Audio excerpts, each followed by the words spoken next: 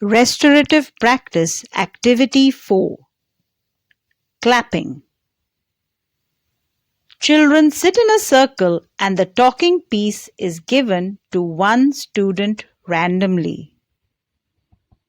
The child with the talking piece claps twice and then passes the talking piece to the next student.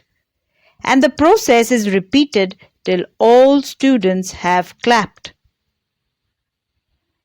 Finally, the talking piece is taken by the teacher and she too claps. Benefits.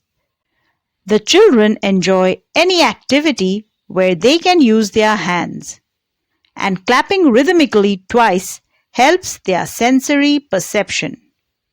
Clapping rhythmically twice helps their sensory perception. Thank you, God.